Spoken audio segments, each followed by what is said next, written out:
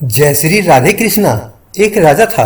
वह बहुत न्याय प्रिय तथा प्रजा वत्सल एवं धार्मिक स्वभाव का था। वह नित्य अपने इष्ट देव की बड़ी श्रद्धा से पूजा पाठ और याद करता था। एक दिन इष्ट देव ने प्रसन्न होकर उसे दर्शन दिए और कहा, हे राजन, मैं तुमसे बहुत प्रसन्न हूँ, बोलो तुम्हारी कोई इच्छा है। प्रजा को चाहने वाला राजा बोला, भगवान मेरे पास आपको दिया सब कुछ है, आपकी कृपा से राज्य में सब प्रकार सुख शांति है। फिर भी मेरी एक ही इच्छा है कि जैसे आपने मुझे दर्शन देकर धन्य किया है, वैसे ही मेरी सारी प्रजा को भी कृपा कर दर्शन दीजिए। यह तो संभव नहीं है, ऐसा कहते हुए भगवान ने राजा को समझाया। परंतु प्रजा को चाहने वाला राजा भगवान से जिद करने लगा। आखिर भगवान को अपने साधक के सामने झुकना पड़ा और वे बोले, ठीक है, कल अपनी सारी प्रजा को उस पहाड़ी के पास ले आना और मैं पहाड़ी के ऊपर से सभी को दर्शन दूंगा। ये सुनकर राजा अत्यंत प्रसन्न हुआ और भगवान को धन्यवाद दिया। अगले दिन सारे नगर में ढिंडोरा पिटवा दिया कि कल सभी पहाड़ के नीचे मेरे साथ पहुँचे, वहाँ भगवान आप सबको दर्शन देंगे। दूसरे दिन राजा ने अपनी समस्त प्रजा और सब जनों को साथ लेकर पहाड़ी की ओर चलने लगा। चलते चलते रास्ते में एक स्थान पर तांबे के सिक्कों का पहाड़ दिखा। प्रजा में से कुछ एक लोग उस ओर भागने लगे। तभी ज्ञानी राजा ने सबको सतर्क किया कि कोई उस ओर ध्यान न दे, क्योंकि तुम सब भगवान से मिलने जा रहे हो। इन तांबे के सिक्कों के पीछे अपने भाग्य को लात मत मारो। परंतु लोभ लालच में वशीभूत प्रजा के कुछ एक लोग तो तांबे के सिक्कों वाली पहाड़ी की ओर भागी गए और सिक्कों की गठड़ी बनाकर अपने घर की ओर चलने लगे। वे मन ही मन सोच रहे थे कि पहले इन सिक्कों को समेट लें, भगवान से तो फिर कभी मिल ही लेंगे। अब राजा खिन्न मन से आगे बढ़े।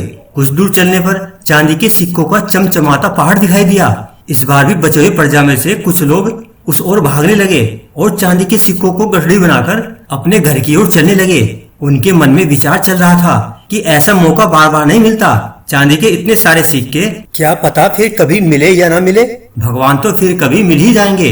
इसी प्रकार कुछ दूर और चलने पर सोने के सिक्कों का पहाड़ नजर आया। अब तो प्रजा जनों में बचे हुए सारे लोग तथा राजा के स्वजन भी उस ओर भागने लगे। वे भी दूसरों की तरह सिक्कों की गठरियां लाद लाद कर अपने अपने घरों की ओर चल दिए। अब केवल राजा और रानी ही शेष रह गए थे। राजा रानी से कहने लगे, देखो कितने लोभी ये लोग, भगवान से मिलने का महत्व ही नहीं जानते हैं। भगवान के सामने सारी दुनिया की दौलत क्या चीज है। सही बात है, रानी ने राजा की बात का समर्थन किया और वह आगे बढ़ने लगे। कुछ दूर चलने पर राजा और रानी ने देखा कि सप्तरंगी आभा बिखेरता हीरो का पहाड़ है। अब तो रानी से भी रहा न गया। हीरो के आकर्षण से वह भी दौड़ पड़ी और हीरो की गठरी बनाने लगी।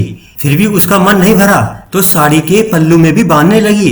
वजन के कारण रानी के वस्त्र भी कई जगह से फट गए थे, परंतु हीरो की तृष्णा अभी भी नहीं मिटी। यह देख राजा को अत्यंत ही गलानी और विरक्ति हुई। बड़े दुखद मन से राजा अकेले ही आगे बढ़ते गए तो राजा ने आगे देखा कि वहाँ सचमुच भगवान खड़े उनका इंतजार कर रहे थे।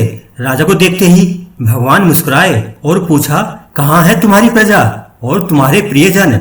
मैं तो कब से उनसे मिलने के लिए बेकरारी से उनका इंतजार कर रहा हूँ। राजा ने शर्म और आत्मग्लानि से अपना सर झुका दिया।